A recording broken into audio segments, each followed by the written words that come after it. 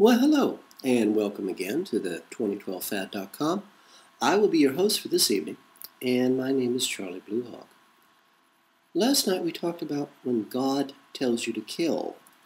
And it always interests me that here's God, he, she, it, whether it's a computer program or we're just all very delusional. Something made the universe. You and I live in the universe. We live inside of a universe that's inside of a soap bubble. So whoever, whatever created the universe, created you and me, must have put some thought into it, must have given it some effort. I mean, you just don't create an entire universe on a weekend whim. And so I'm thinking to myself, God tells us to kill. God tells you to kill. Well, who does God talk to? Well, God apparently has people she only speaks to personally. She doesn't bother to talk to you or I. But why would God order us to kill each other after she's gone to all this trouble to make us in the first place?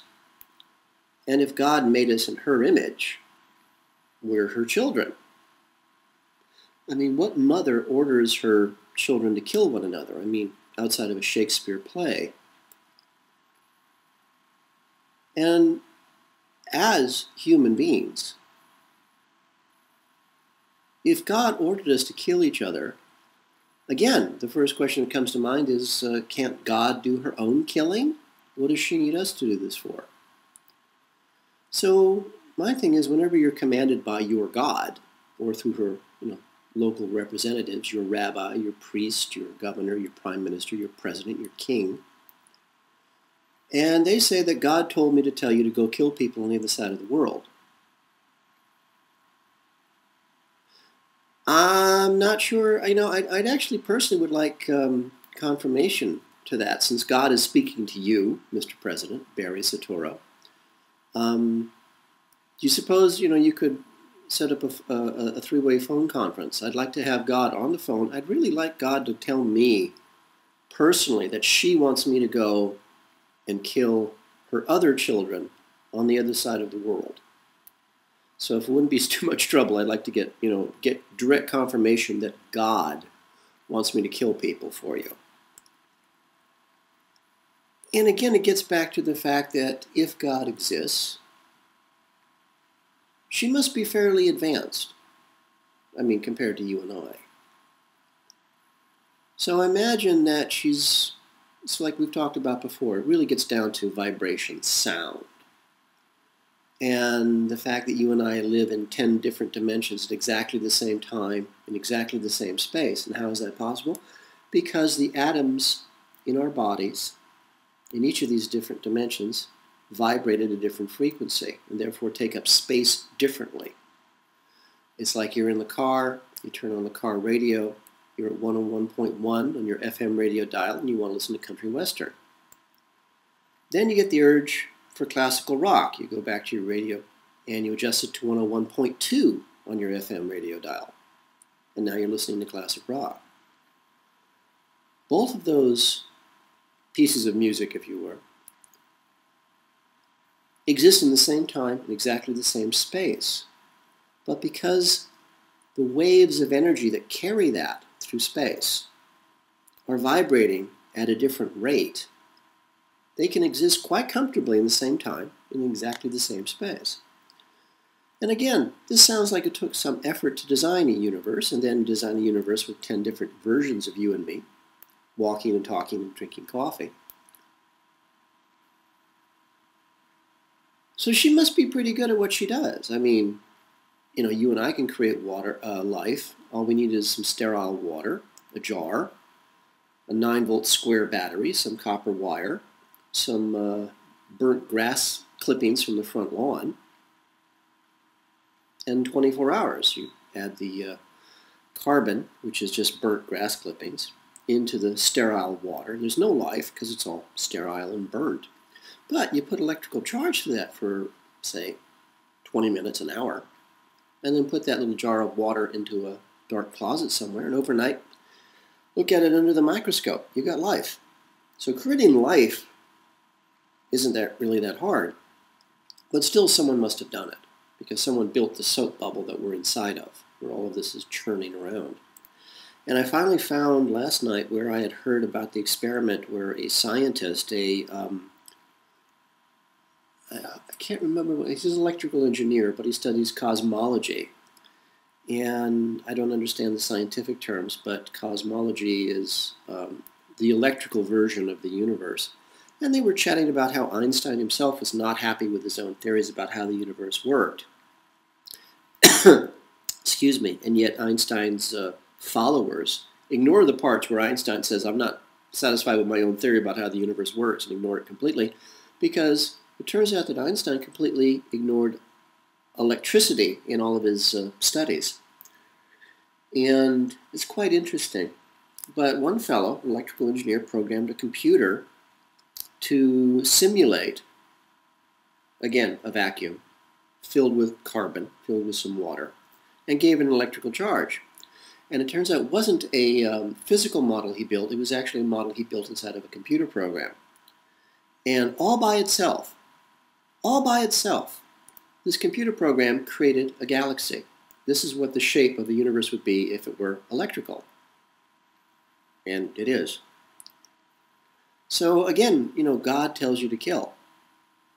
Why? I mean, how is God even talking to us? I mean, God, if she exists, is so big. You and I would not even equal molecules in her body. We wouldn't even be cells in God's body. We wouldn't even be part of the atoms in God's body. She is, by definition, so big. How would she talk to us anyway? And if we are made in God's image, which would make us children of God, and we are part of her body because our thoughts create the universe, we are electrical. That would mean that would be like you sitting down, having a cup of coffee, and having a nice conversation with yourself, and ordering your right hand to attack and kill your left hand. Why would you do that? I mean, that's going to raise some really horrible problems. It's the same thing with God. Why would God order us, her right hand, to go and kill her left hand? I mean, she wouldn't. That'd be stupid. It would be unkind. Only a fool attacks themselves. Only an idiot does it twice. And only the dead have no opinion. And so tonight, I thought we might chat about Scrooge was right. Now, my friend Jim, back at Caltech when I was at NASA for 5 years, we both had a very similar background. We both came up through the theater, and it was fun. Jim was my best friend for many years. He was a great guy. And he was still doing plays around town. I had long since given up. But he told me that he had been in a play where it was based on the Charles Dickens novel, A Christmas Carol. The story about, Scrooge, Ebenezer Scrooge. We see it every Christmas, and how the ghost of Christmas come and convince him he's a bad guy. That story, we all know that story. But the stage play that my friend Jim had been in was written from a different point of view. It had been written from Scrooge's point of view. I don't remember the name of the play, and I wish I did, because I can't find it online anywhere. But I thought it would be sort of interesting to look at old Scrooge's point of view, A Christmas Carol, and to see how he saw the world. Because you have to remember, when there's a war, no matter what kind of war it is, whoever wins that war writes the history. I remember the leader of the street gang, the tribe, the thugs that the CIA had implanted me into as a small child. And the leader of the tribe, and they're always run by women, she sued her cowardly, very timid little husband for divorce. I mean, the man was a coward. You say boo to him, he'd wet himself and faint. And this is one of the CIA's U.S. Army Air Corps intelligence assets. A great man, a great leader of men, even though in World War II, as he was about to lead his men into battle, they decided they didn't want to be led into battle by a coward, and so they shot him. They'd rather die as men than be led by a coward, but, he was a great man. Just ask him. So anyway, this woman, the leader of the gang, of the tribe, the thugs, She divorced her husband.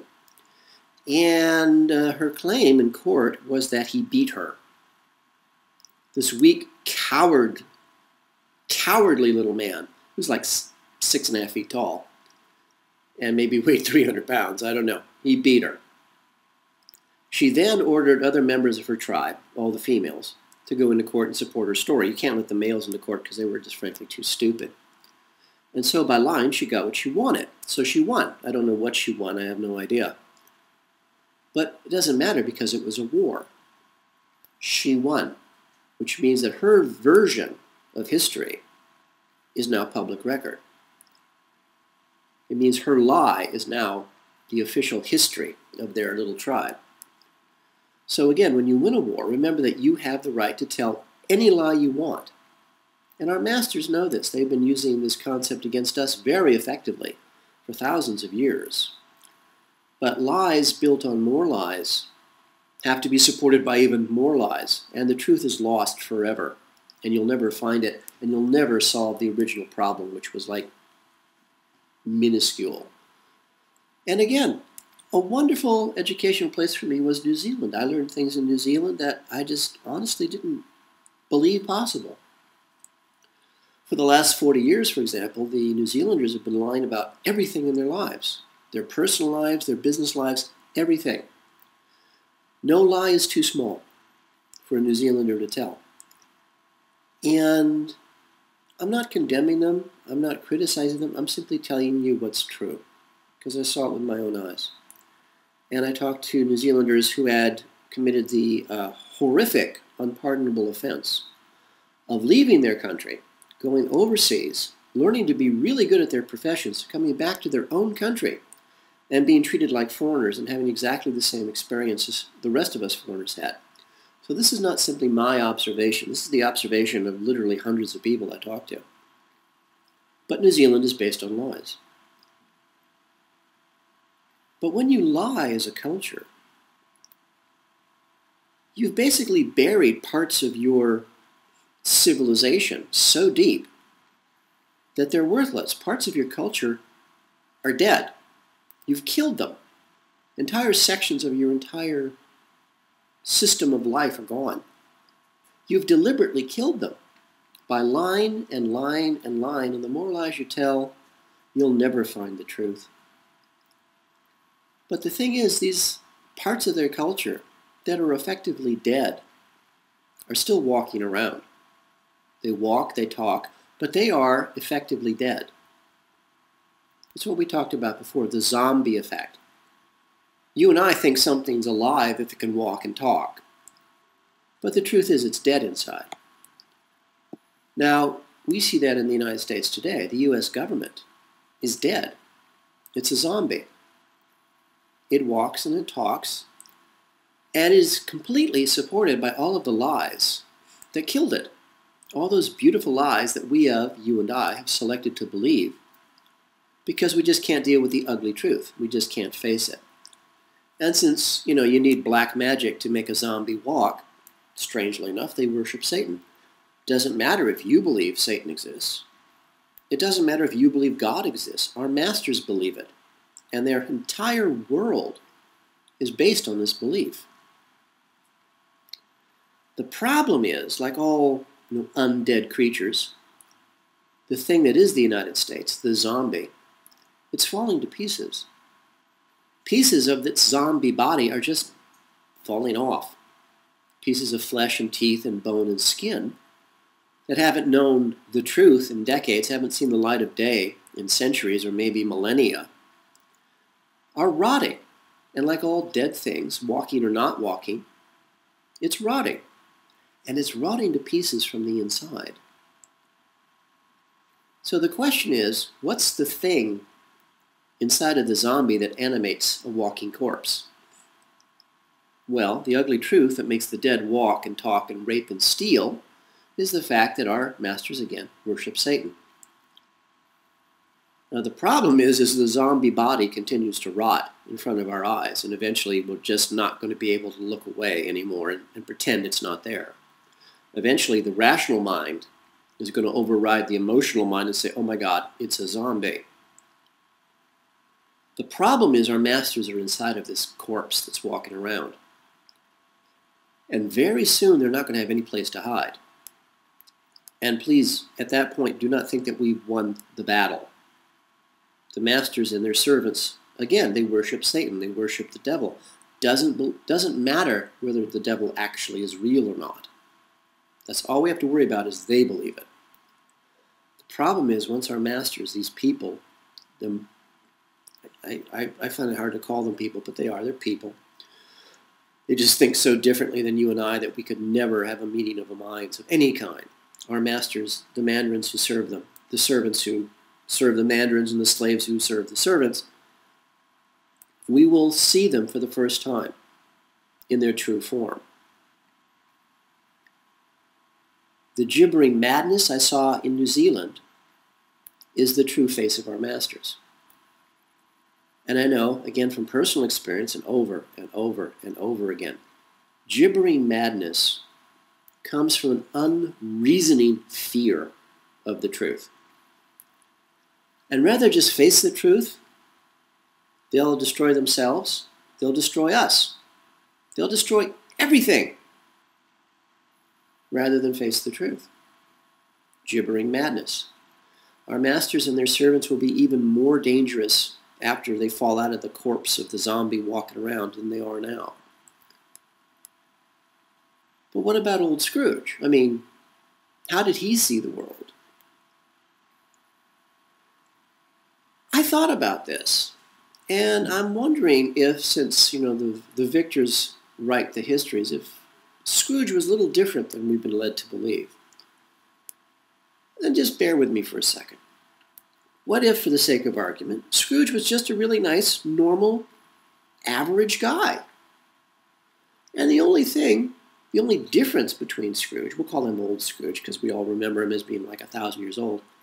The only difference between old Scrooge and the rest of his pals, his boyhood chums, his neighbors, the people who lived in the neighborhood, the people who lived in the village or the town where he was, for some reason, in this whole neighborhood, this whole town, this whole village, old Scrooge was the only one who actually took pride in doing a good job. He was a responsible guy. He knew that you had to work Monday through Friday. He knew that you had to save money. He knew that you had to do a good job today because you wanted to do, a job tomorrow. And the only way you can make sure you get a job tomorrow is to do a good job today. You do your job, you keep your word. That's how you succeed in the world. But in this whole neighborhood, this whole village, this whole town, he was the only one who had this idea. Whereas his neighbors, his boyhood friends, his chums, his pals, they'd rather party.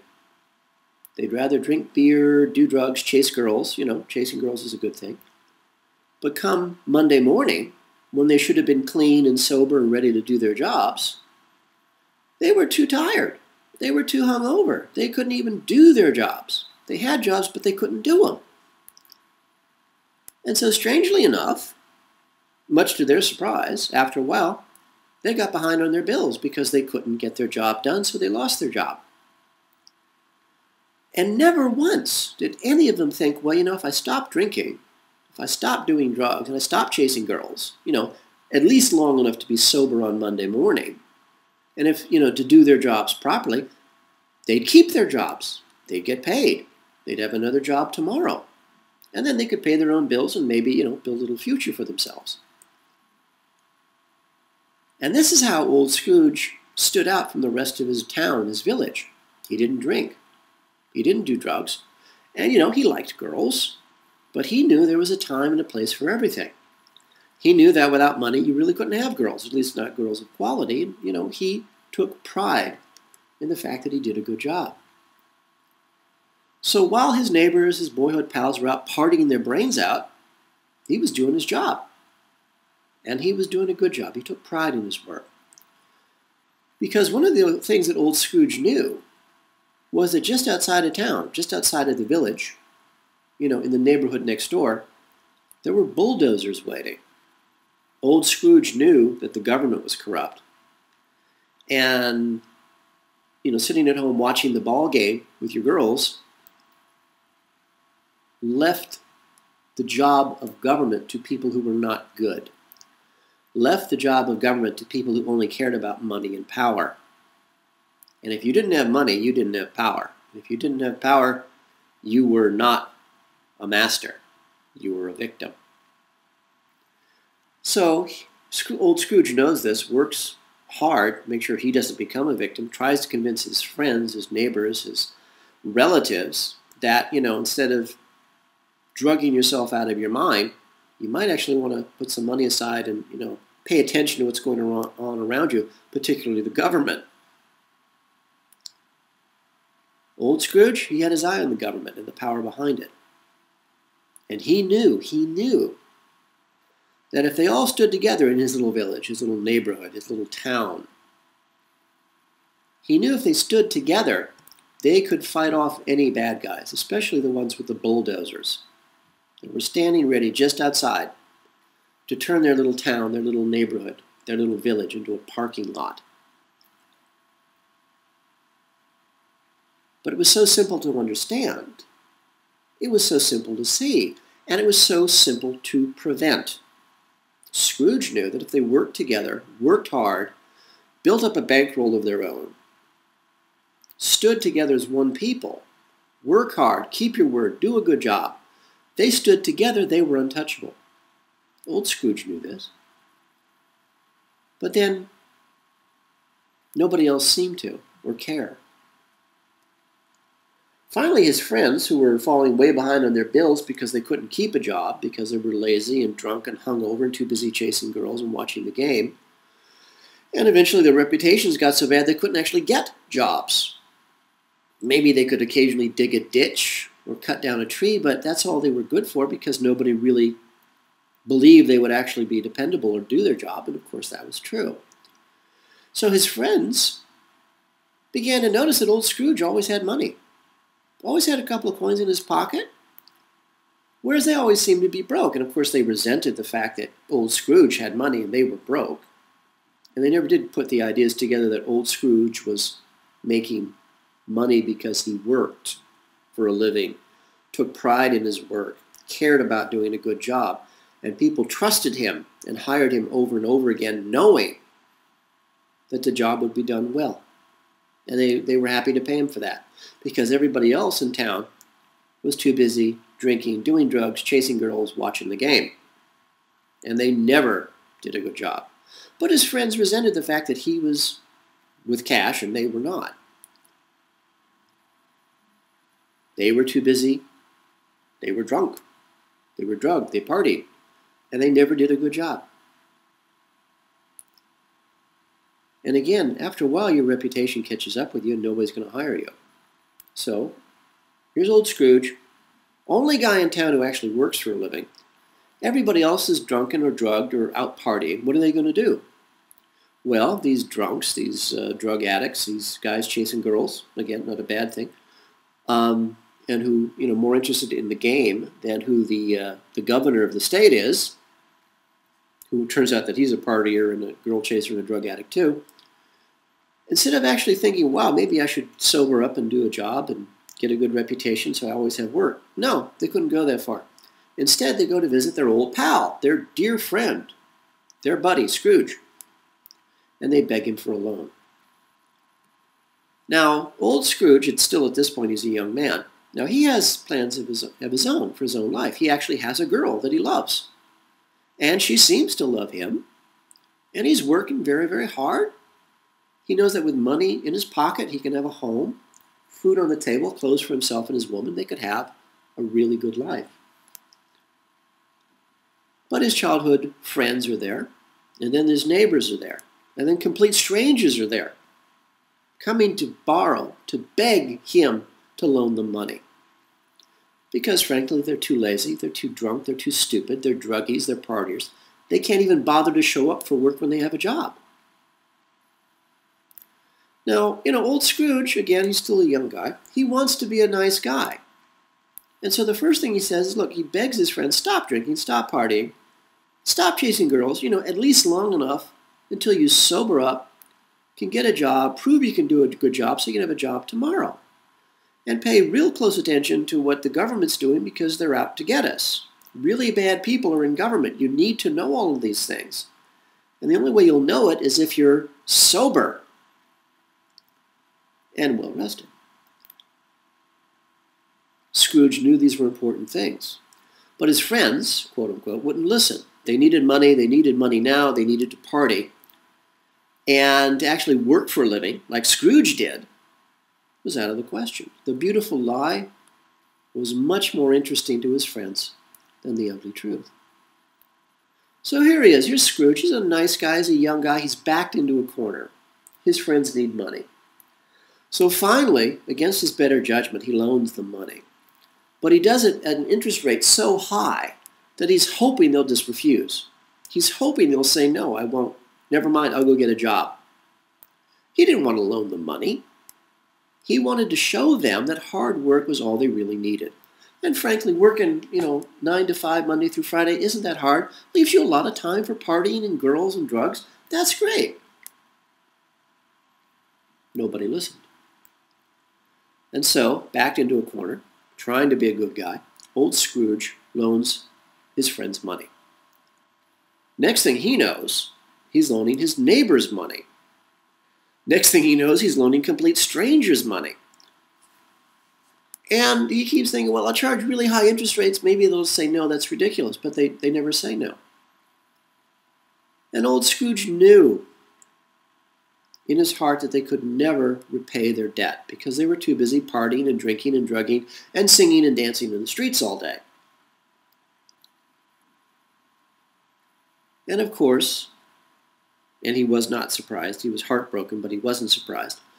As soon as they got the money from old Scrooge, they forgot all about him because they were too busy drinking, drugging, partying, chasing girls, and dancing and singing in the streets. So old Scrooge, instead of working just 5 days a week, now he's working 6 days a week. Now he's working 7 days a week. He's trying to build a future for everybody. And since nobody will help him, he had to do it all alone. He wanted a future for himself, his woman, his neighborhood, his village, his friends, his family. He wanted a future, but nobody would listen, and nobody cared. And so he tried to carry the burden of the future all on his own. And then the day came. A day came that old Scrooge never wanted to see. He hoped it would never happen. He hoped that people would wake up. They never did. And he had to foreclose on the homes of his friends. Then he had to foreclose on the homes of his neighbors. Then he had to foreclose on the homes of strangers he didn't even know. And he tried really hard to get something for those homes because he needed to get his money back because he was out a lot of money. Because now even more people were coming to him for loans. And they also would not work for a living. So he's the only guy in town keeping money flowing. And the only way he can keep the money flowing is to foreclose on the homes of his friends and sell them to the people who own the bulldozers.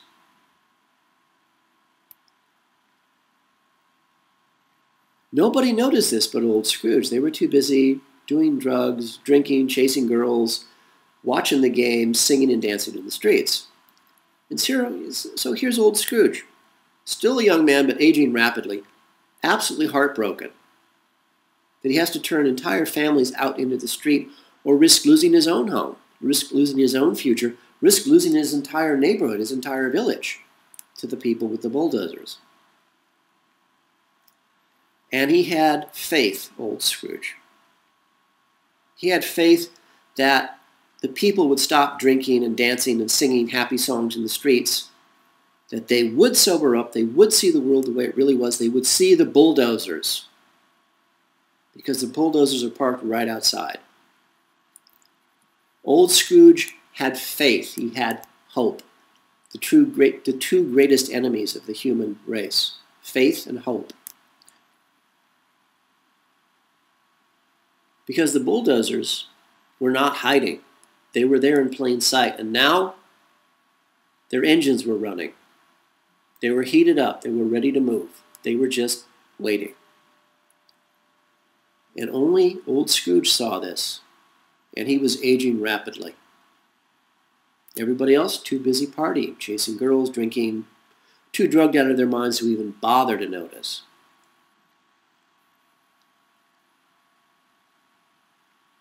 And this went on for years, and old Scrooge aged very, very rapidly. He sacrificed everything, his body, his time, every waking moment to carry on the business of living, to save his neighborhood, his village, his family, his friends. Knowing, having faith, having hope that when the time came, when the future arrived, everybody would sober up and join him. But that future never came. Instead, his boyhood friends, his neighbors, the people he didn't even know, who he had helped, he didn't want to help, he wanted them to earn their own livings. They started calling him names. They cursed him. They belittled him. They shunned him. They laughed at him because he had no choice. They had left him with no choice. They refused to stop partying. They refused to stop drinking. They refused to stop spending all of their monies on girls and the game and fun, and they refused to work. I mean, what choice did old Scrooge have? All of a sudden, he was the bad guy. And all because he had cared about people. And because he cared about people, he was now hated by the very people he had tried to help. And then the last straw, of course, was when his own woman could not understand why old Scrooge was foreclosing on the homes of people and turning families out in the street. She wouldn't listen. She could not believe that he had no choice. She couldn't allow herself to believe that unless he foreclosed on these homes, these other people who were coming to him for loans wouldn't have money. Old Scrooge and his woman would lose their house. He was trapped. He had to do these things. He didn't want to, but she didn't believe him. And she turned on old Scrooge. She refused to see all the singing and dancing people in the streets, drunk and drugged out of their minds, and chasing girls and going to the game. She refused to see it. And so one day old Scrooge's woman left him, and that broke his heart. Break the heart, kill the spirit, destroy the man. And so here's old Scrooge walking through life like a zombie, trying to build a future for himself and for all the people in his town, his village, his neighborhood who now hate him because they have to borrow more money from him because they still refuse to work because they're too busy partying. Then, of course, we get to that night, Christmas Eve. 3 ghosts of Christmas come into the story, and they explain to him what an awful guy he is. I don't think that happened.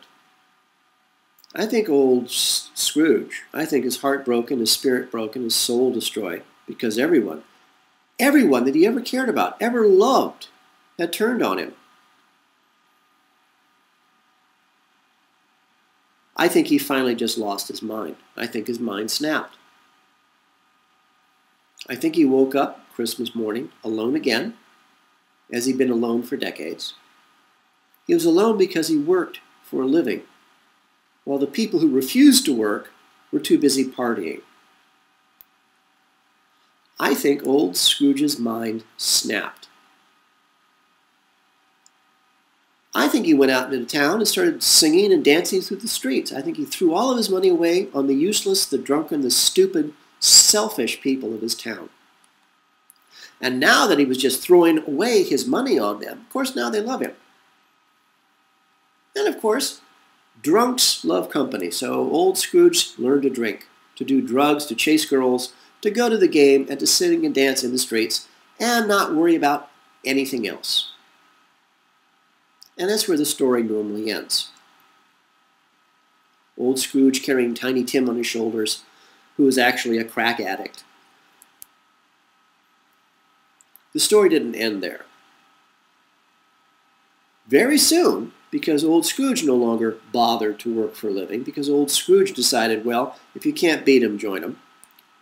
And of course, in any society, the majority is always sane. The majority is always right. And Scrooge was tired of being alone. He had wasted his life trying to do the right thing. So Now he's drunk, doing drugs, chasing girls, going, partying, going to the game, and sat in the streets singing and dancing. He doesn't work anymore either. Problem is, now, with old Scrooge gone, partying his mind out, there's no money left. And the town begins to die.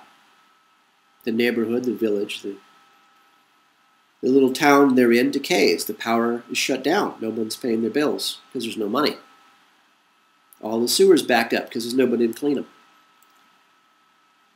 And still, everybody in town who's left alive, still too busy singing and dancing in the streets. They can't move as fast as they used to because their bodies are now destroyed. And then one day, the people with the bulldozers foreclose on the town, the village, the neighborhood. And those bulldozers that have been parked out of town for a very long time with their engines running, just waiting, they move into town and they plow the entire neighborhood, the village, the town under. The buildings, the people, the dogs, the birds, all the possessions are still in the homes. They don't care. They're bulldozers. They level the whole village. The neighborhood's gone. The town gone. Today, it's a parking lot. Only one man tried to stand in the way of the bulldozers. And because he cared, he was hated and despised and resented by those he tried so hard to protect. Our world. Your choice. May you live as long as you wish. May you love as long as you live. For the 2012fad.com, this is Charlie Bluehawk.